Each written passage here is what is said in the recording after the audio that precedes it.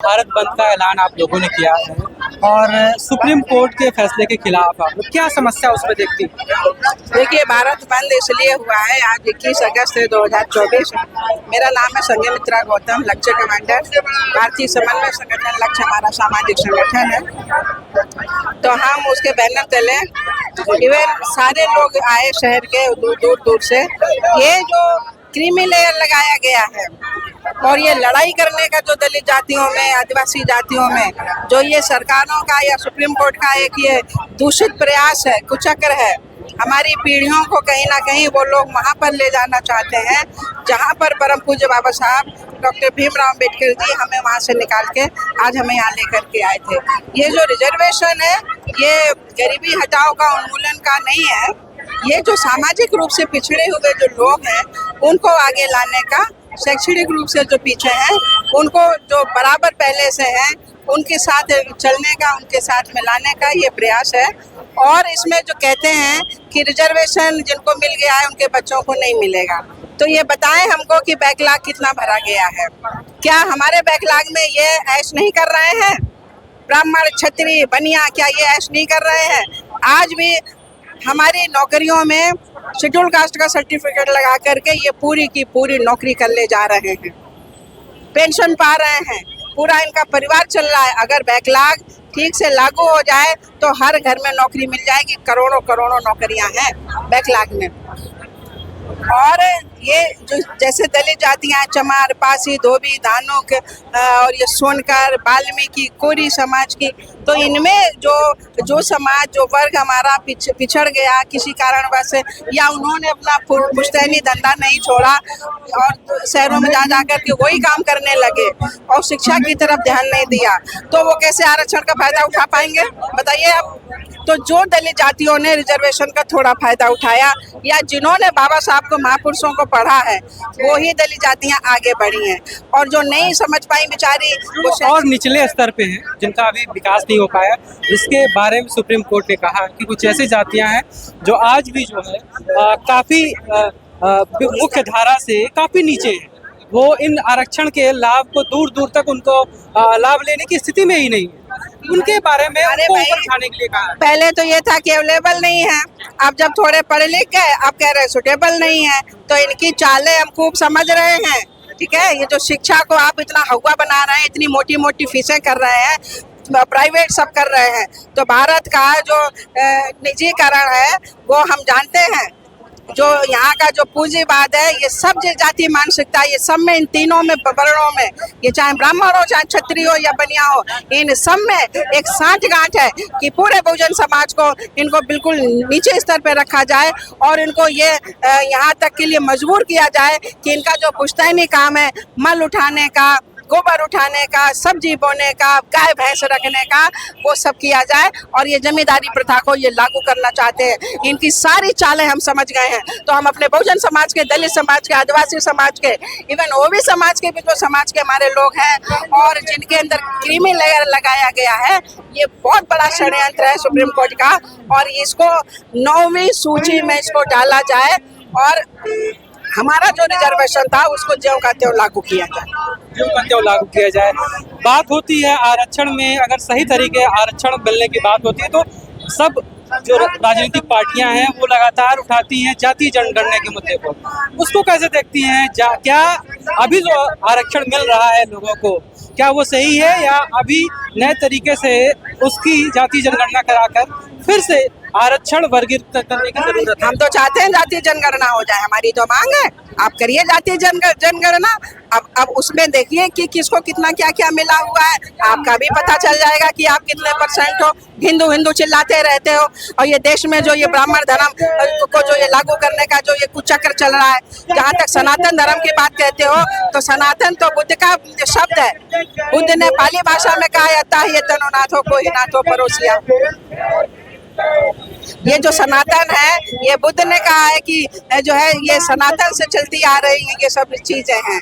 तो सनातन जो वर्ड है ये पाली भाषा का है और बुद्ध का ये मतलब पाली भाषा का शब्द लिया हुआ है। इनका यहाँ है ही क्या है यहाँ पर इनका? ये जाति जनगणना करवा लें, दूध का दूध, पानी का पानी हो जाएगा। आगे का जाति जाति समाप्त करने की तो बात करते नहीं है, आरक्षण समाप्त करने की बात करते हैं। ये हमारा भला करेंगे जो हमारे हाथ का पानी तक छुआ नहीं पीते, जो हमारी बहन बेटियों पर अत्याचार करते हैं, जो हमारे पास जमीनें नहीं है, मजबूरी में हम इनके यहाँ मजदूरी करते हैं, ये मनचाहा हमारे साथ व्यवहार करते हैं, हमारे लोगों को मजदूरी नहीं देते, खाना कपड़ा किसी भी तरीके से हमारा समाज सड़क पर है आज।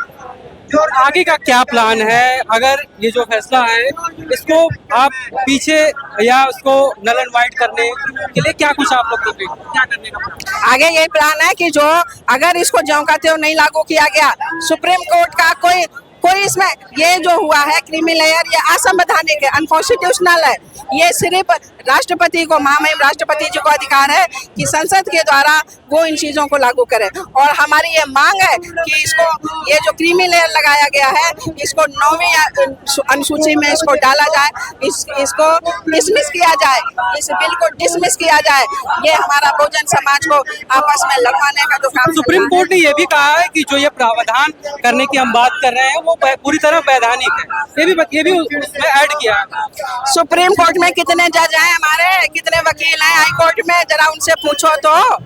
भाई भतीजा चल रहा है, मंदिर में कौन बैठ रहा है, हमारे घंटा बजा रहे हैं, उन्हीं के पीढ़ी दर पीढ़ी चल रहा है। आपको तो कहाँ, जहाँ पर हमारा विकास होता है, जहाँ हमको शिक्षा मिलनी चाहिए, जहाँ नौकरी मिलनी चाहिए, जहाँ संपत्ति मिलनी चाहिए, वहाँ आपके पेटों में दर्द होता है। ये नहीं चलेगा, आपको जाति खत्म करनी पड़ेगी, रोटी बेटी का आपको संबंध रखना पड़ेगा, तब हम आरक्षण हटाने की बात करेंगे। समानता कैसे आएगी जो लोगों में आज भी ऊंच नीच की बात है और ऑनर किलिंग जैसी चीजें हो जाती हैं। आप कह रहे हैं रोटी बेटी का जब नाता, ऑनर किलिंग जैसी चीजें से हो जाती हैं। अगर छोटी जात बड़ी जातों में संबंध हो जाते हैं या उनके प्रेम संबंध हो जाते हैं, वैवाहिक संबंध हो जाते हैं, कैसे? ये मानसिक रूप से बीमार है। ये जो इन्होंने वर्ण व्यवस्था बनाई हुई है ना, कि स्त्री और शूद्र को शिक्षा से वंचित किया है इन्होंने, तो अपनी भी महिलाओं को इन्होंने शिक्षा से वंचित किया और शूद्रों को भी शिक्षा से वंचित किया। ये बात जानते थे कि अगर इनकी महिलाएं और शूद्र बाहर पढ़ेंगे, एक साथ बैठेंगे उठेंगे, नौकरी करेंगे, पढ़ाई करेंगे, विश्वविद्यालय जाएंगे, तो निश्चित रूप से आगे इनमें मेल भाव होगा, बोलचाल होगी, कल को शादी ब्याह होंगे, तो इनसे जो इनके बच्चे जो पैदा होंगे वो इनको शुद्धता की एक बीमारी है ना, तो वो समझते हैं ये अशुद्ध हो जाएंगे, कि शूद्रों से बच्चे पैदा हो जाएंगे।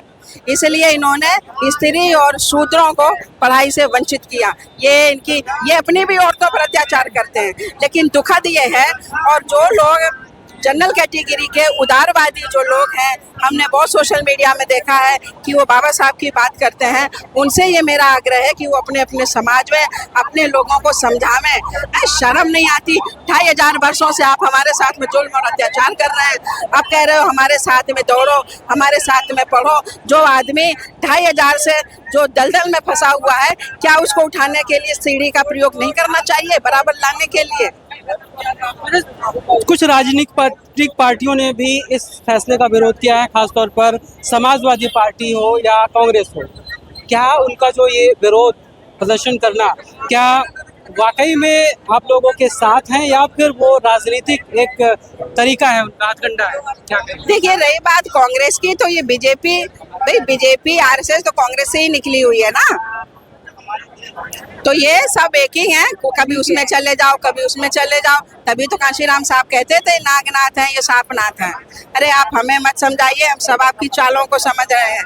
ये बहुजन समाज जाग गया है, आपकी चक्रव्यूह में फंसने वाला नहीं है। और रही बात बाकी राजनेताओं की, तो हम क्या करें, वो नहीं बात मान रहे हैं। तो भाई हम तो यही कहते हैं कि पहली बात तो बहुजनों की राज आनी चाहिए, लेकिन जब तक नहीं हम शासन सत्ता में हैं, तब तक हम उनके, अगर हम कुर्सी में नहीं बैठ सकते तो उनकी कुर्सियां हिला सकते हैं। शासन सत्ता में काफी लंबा वक्त हो गया, 2 कार्यकाल योगी का हो गया, 1 कार्यकाल जो है अखिलेश यादव समाजवादी पार्टी का हो गया। इतना लंबा वक्त हो गया और कहीं न कहीं बहुजन जो समाज पार्टी है वो कहीं न कहीं बहुत बुरी स्थिति में है। एक विधायक इस प्रदेश में है और एक अन्य प्रदेश में। क्या वजह क्या मानती है? अलग बात है, लेकिन अगर हम बहुजन समाज पार्टी का वोट बैंक देखें तो करीब 86 लाख वोट मिला है। तो ये कहाँ गया वोट? भाई वोट तो मिला ही है। माननीय कांशीराम साहब का ये राजनीतिक आंदोलन है, हम इसके प्रबल समर्थक हैं। तो